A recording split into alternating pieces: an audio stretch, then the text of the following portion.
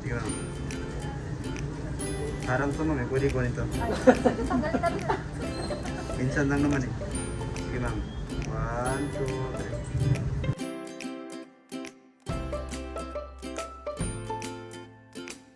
For today's video, hahatid ni Mari Sara si Amara dito today kasi meron siyang flight.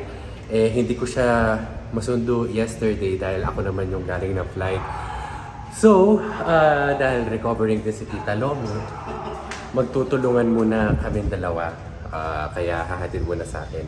Andito rin, kakatapos ko lang din mag-errands kay Tio, yung fur baby natin. Ayan. Ito si Doc Rob Rocks. So, siya ang nag-assist sa amin all throughout. Siya ang from the vaccination ng mga puppies hanggang pag-neuter kay Tio. Neuter ba tawag doon? Castration. Castration. So, kakatapos lang ng 4 daddy's duties ngayon. And mamaya naman, ito pababa na ako para sa daddy's duties naman. So, yun na nga, going back. May flight kasi si Mari Sara and 3 days siyang mawawala. Kaya dito muna sa atin si Amara. And since day off ko, ako naman. And then pag landing ni Mami Sara, siya naman yung ihahatid ko. So, yun lang. Anyway, medyo mabilis ang fast-paced morning kami. Kaya mamaya na tayo mag-chika. Dito na elevator. Bye! Oh, andito na. Hi! Yan si Maring Jean, si Kumaring Jean at si Papa Bong. Oy! Ang ganda naman ng baby na yan! Hello! Ingat, Mare. See you mamaya. Anytime pumunta ka. Yan, si Ate Baby, tsaka si Ate Marie namin. Hindi ko hawak si Amara. Kasi hawak ko yung crib niya. Ayan. Hawak ko yung crib ni Amara, kaya...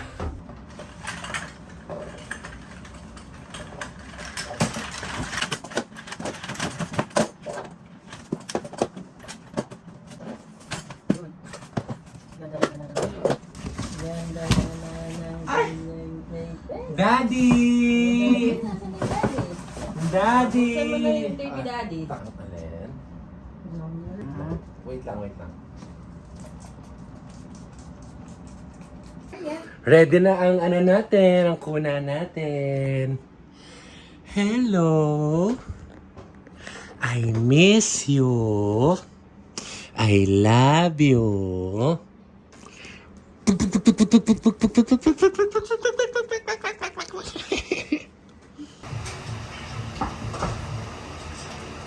Pasok.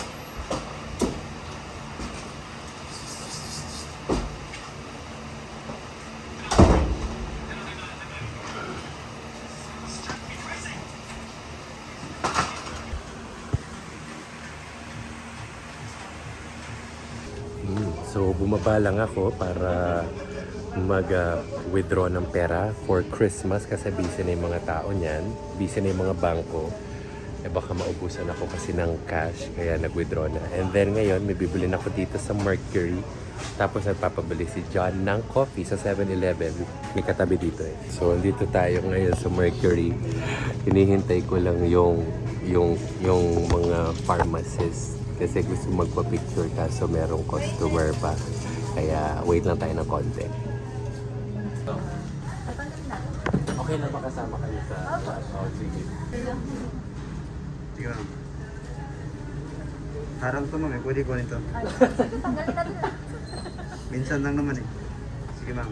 1, 2, 3. Isa pa. 1, 2, 3. Dalawa na. Okay na? Kilas. Ako magsiselfie ako. Para malapit.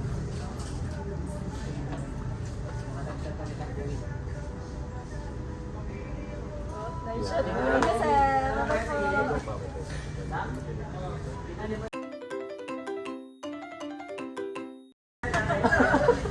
Hindi ko kinay. Nahiya ako, umalis akong bigla. Wait lang, ito. Dala ko na yung coffee namin ni Papa John from 7-Eleven. Nasarap kasi ng coffee doon, tapos mura pa. Nag-errands lang ako ngayong morning kasi first day off ko and marami akong kailangan sikasuhin before Christmas. Alam nyo na, Christmas rush. And then, akyat na tayo kay Amara. Yan. Ako po eh. Bakit? Anong ginagawa niyo? Na. Magkaliwanagan tayo. Yan. Magkaliwanagan tayo. Magugupit tayo ng kuko. Saglit lang to. Na. Kala ko mabait-bait ka pa. Hindi ka. Albi, tigilan mo ako.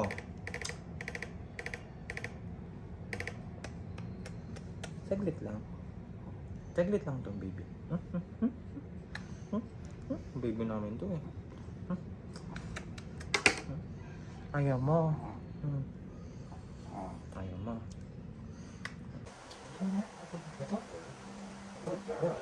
Ito.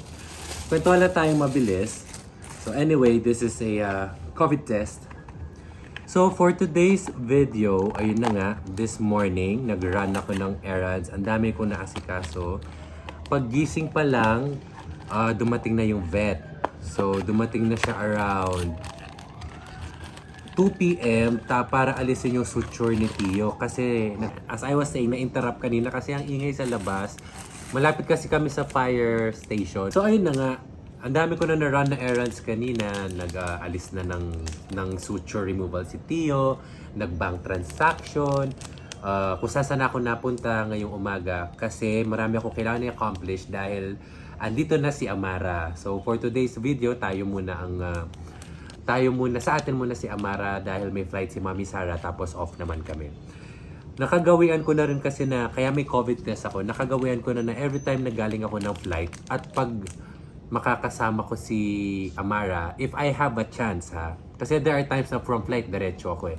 If I have a chance, I would usually get myself a COVID test.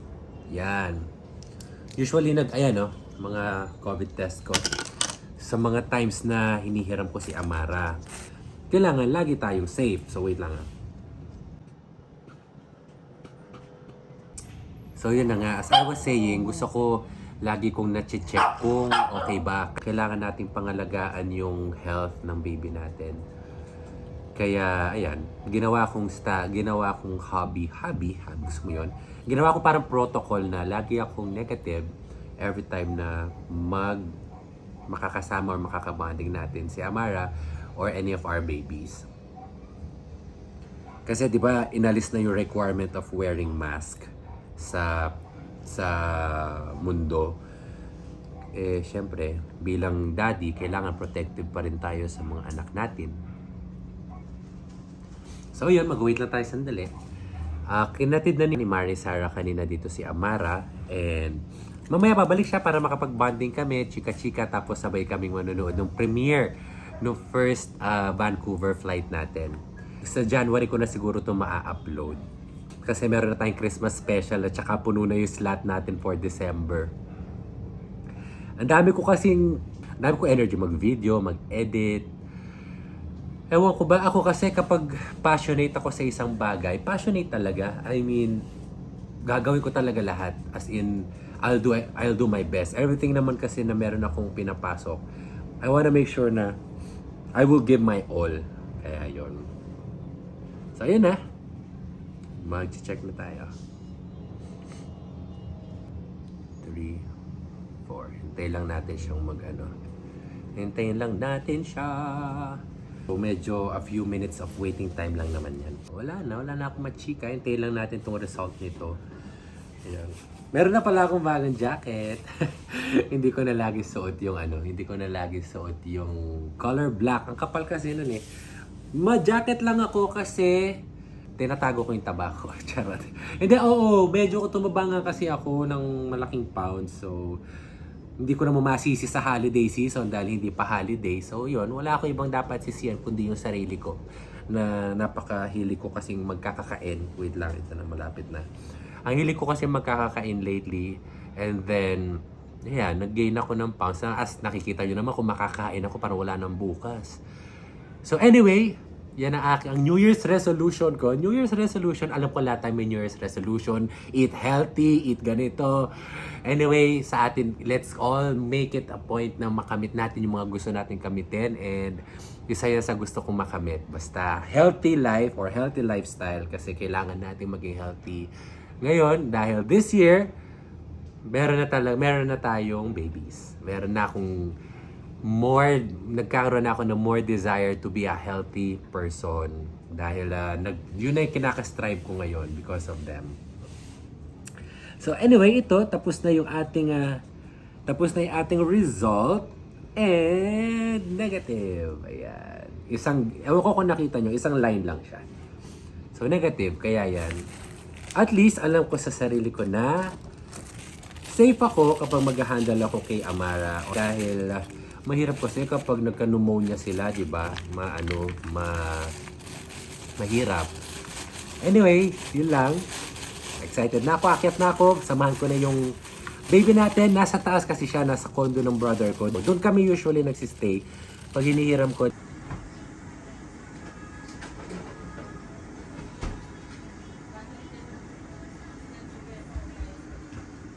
meron pala akong nakalimutan gawin.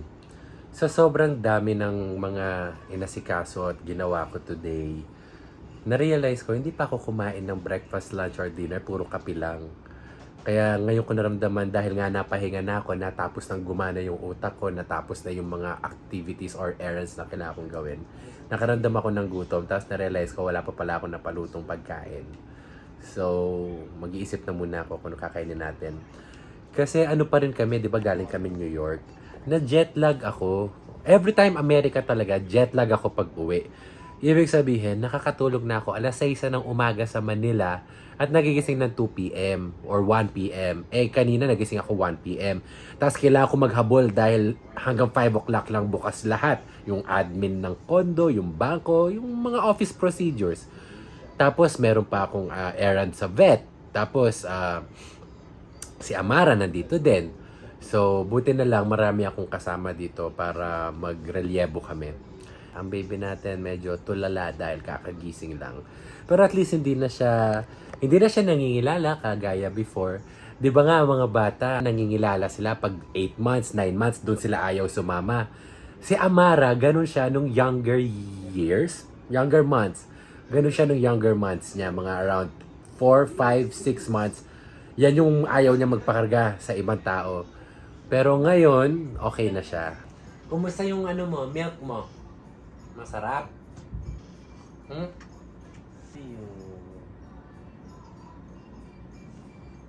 So yun na nga. Hinihintay na lang natin si Mari Sara kasi coding siya today. Darating siya after 8 p.m. So sabi ko anytime pwede naman kami mag-bonding dito dahil madaling araw na kami natutulog talaga dito sa bahay na to. Ito nga pala yung unit ng kapatid ko. Dito kami nagsistay kapag nandito si Amara. Tapos ano pa ba? Ayan, darating si Mari Sara. Sabay-sabay kami manunood ng premiere nung Vancouver, Canada Part 1. Maganda yung vlog na yun eh. So I think by this time, pag in-upload ko tong vlog na to, napanood yun na yun last month pa. Yun pala, yun na nga na-realize ko kasi kapag vlogger ka pala, aside from sharing your life, ang dami mo pwedeng gawan ng video to the point na madedelay ka na talaga kasi on my end, ako na rin yung nag-editing. So imagine, ang hirap kumisan hanapin yung time ng editing. Kaya yun, medyo madedelay ako ng January posting. Pero at least, meron tayong may share. So, ngayong January na, this January. So, kung napansin nyo, nung December, almost everyday meron tayong vlogs, di ba? Kasi nag-aano ako, kumbaga, gumagawa ako ng marami content kasi bago pa lang yung channel natin. At least, pag may new subscriber tayo, makita na niya yung story. Meron na siyang background agad kung ano yung story. And at least, napa-enjoy, nakapag-pasaya tayo sa inyo, sa atin, during Christmas season. And now it's January. Focus ko naman would be longer video, pero lesser uploading days. Dahil marami nagre-request ng longer video. But then again, akala ko mahaba na yung 10 to 12 minutes na video. Kasi sa TikTok lang ako expose eh.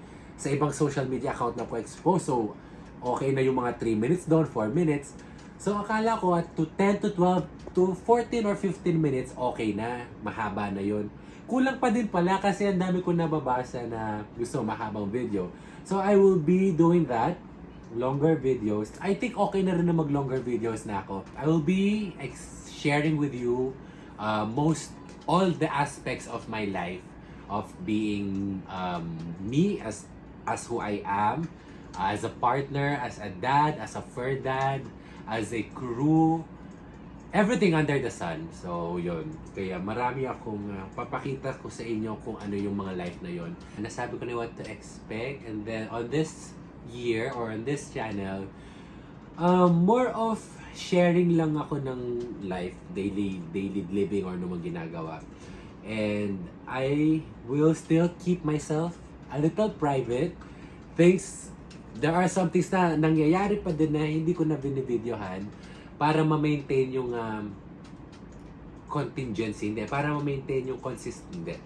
Para ma-maintain yung yon. Hindi ko lang kung yung term na yun. Para ma-maintain yung yon. Yung emotions and yon. There are still things na I would like to keep to myself and also to keep private, like relationship. Yan, akin, private lang talaga yan yung sabi ni Papa John. Very ano lang yan. Makikita nyo lang yung kulitan namin. Kasi may mga things na masarap pa rin i-keep private to cherish it more. Pero yun lang. Anyway, thank you for watching. Mamaya ulit pagdating ni Mari Sara tayo magtutuloy. At dahil nandito tayo sa unit ng kapatid ko, i-raid natin ng kanyang ref. May pa-raid ng ref si Mayor. Yan. Boom. Di ba sabi ko kasi hindi pa ako kumakain kaya gutom na ako. Titingin lang tayo ng food natin dito. Kanin. Munggo. Gulay. Tinapay. Cheese. Ampalaya. Cheesecake. Ay! Chicken. Spaghetti. Nasa ice cream ang mga pagkain natin. Opo. Ay, nilaga. Butter chicken ba to? Magba-butter chicken na lang ako. Pero sa baba na ako kakain. Kukuha na lang ako dito. Kasi dito sa amin, nagpapaluto kami ng food. Parang isahang luto pagkain namin for 3 days. So, kukuha lang ako, magte-take out tayo, tapos kakain ako sa baba. Doon ako sa unit ko po kakain. Malapit lang naman kasi. Yan.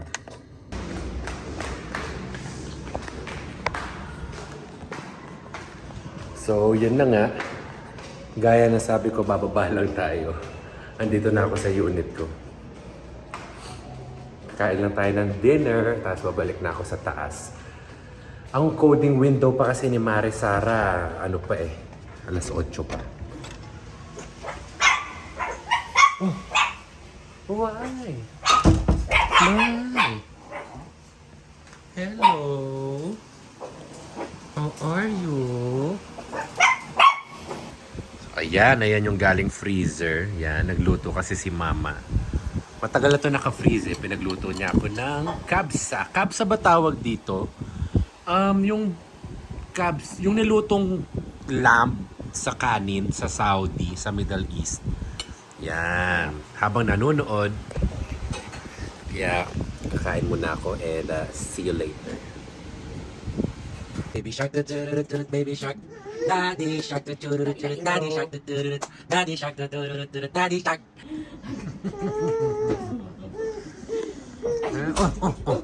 What's that? Hello, Papa John. Bagong ligo si Papa John. Dali lang. Bagong ligo si Papa John.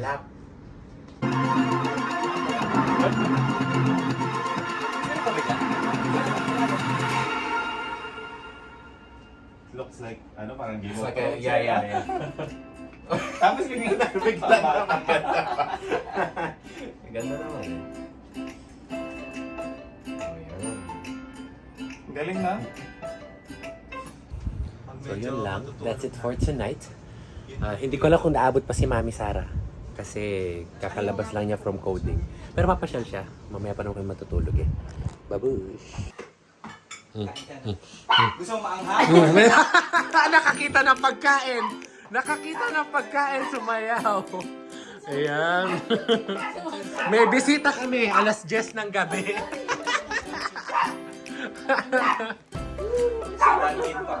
Nakita mo yung cake? Yan. Ang dami pa.